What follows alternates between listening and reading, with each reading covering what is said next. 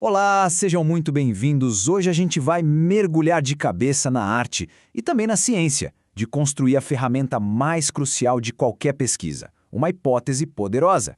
A ideia aqui é transformar aquelas dúvidas iniciais em declarações firmes, que são o verdadeiro ponto de partida para grandes descobertas. E para começar, vamos pensar numa coisa. O que realmente separa uma curiosidade qualquer de uma investigação científica de verdade? Bom, a grande virada de chave está justamente aí, em transformar uma pergunta solta numa aposta fundamentada. Ou seja, uma afirmação que está pronta para ser colocada à prova. Tá, mas o que é uma hipótese, afinal? A melhor maneira de enxergar isso é pensar nela como uma aposta fundamentada. Isso mesmo. É uma declaração provisória, sabe? É o nosso melhor palpite, a resposta mais lógica que a gente tem para uma pergunta de pesquisa. E é ela que vai servir de guia para toda a investigação que vem pela frente.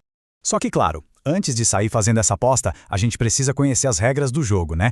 Existem 3 princípios que são, assim, fundamentais para garantir que a hipótese seja forte e, o mais importante, que ela seja pesquisável. A primeira regra é bem direta. Uma hipótese nunca, jamais é uma pergunta.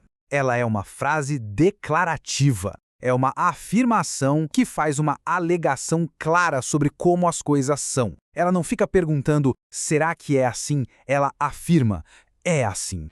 A segunda regra é o coração da coisa toda. A hipótese precisa ser testável. O que isso quer dizer?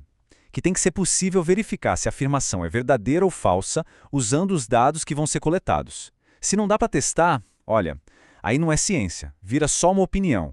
E para fechar a terceira regra, a hipótese tem que ser direta. Uma hipótese bem construída propõe uma relação clara, sem rodeios, entre 2 ou mais elementos. E esses elementos a gente dá o nome de variáveis. Agora, vamos para uma parte que é muito legal. A hipótese funciona como se fosse um espelho do problema de pesquisa. Pensa neles como 2 faces da mesma moeda, sabe? Estão perfeitamente alinhados. Olha só como essa dinâmica funciona na prática. De um lado, o problema de pesquisa lança uma pergunta. Algo como, qual é o impacto de tal coisa? Do outro lado, a hipótese entra oferecendo uma resposta provável e lógica, afirmando o impacto é este e a razão é esta. Uma pergunta, uma resposta direta.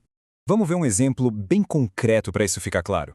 Imagina que o problema de pesquisa é qual o impacto do home office na produtividade dos desenvolvedores. Uma hipótese que espelha essa pergunta poderia ser: o home office aumenta a produtividade dos desenvolvedores porque reduz o estresse do deslocamento diário. Percebe a conexão? É direto, é claro, é uma aposta. Beleza, a gente já entendeu a teoria. Agora, como se faz isso na prática? Vamos ver o passo a passo para construir essa bússola que vai guiar toda a jornada da pesquisa. O processo todo pode ser quebrado em 3 passos bem simples. Primeiro, a gente identifica as peças centrais, as variáveis. Segundo, a gente conecta essas peças de forma lógica. E terceiro, e muito importante, a gente garante que a afirmação não seja algo que todo mundo já sabe. Então, passo 1. Analisar as variáveis. Aqui, a gente precisa identificar com clareza a causa que está sendo estudada, que é a variável independente, e o efeito que se espera observar, a variável dependente. Por exemplo, o uso de gamificação seria a causa, e o engajamento dos alunos seria o efeito. No segundo passo, a gente usa os conectores para unir essas variáveis e formar uma frase com sentido. Palavras como influencia, está relacionado a ou tende a aumentar são as ferramentas, são as pecinhas que transformam as partes soltas numa hipótese completa. Ok, já temos o básico. Que tal a gente subir um nível? Vamos ver umas dicas mais avançadas para refinar essa bússola e, principalmente, para não cair em algumas armadilhas bem comuns. E isso me leva a uma das armadilhas mais clássicas. A hipótese óbvia. Uma afirmação como falta de exercício faz mal à saúde não é uma hipótese de pesquisa, é um fato conhecido. Não gera conhecimento novo. Agora olha a diferença. O sedentarismo em jovens adultos está diretamente correlacionado a um aumento nos diagnósticos de ansiedade crônica. Viu só? É específico, é testável e, se for comprovado, realmente adiciona algo novo ao que já sabemos. Agora, uma dica de navegação avançada que aparece muito em pesquisas quantitativas, a hipótese nula, ou H0. Pensa nela como se fosse o advogado do diabo da sua pesquisa. Ela é o oposto da sua aposta. Ela parte do princípio de que não existe relação nenhuma entre as variáveis e o objetivo de muitos testes estatísticos é justamente juntar evidências para provar que essa hipótese nula está errada. Em linguagem estatística, a hipótese nula geralmente aparece assim. Se a gente estivesse comparando a produtividade de dois grupos, por exemplo, um em home office e outro no escritório, essa fórmula estaria dizendo que a média de produtividade dos dois é igual, ou seja, não tem diferença, não tem efeito.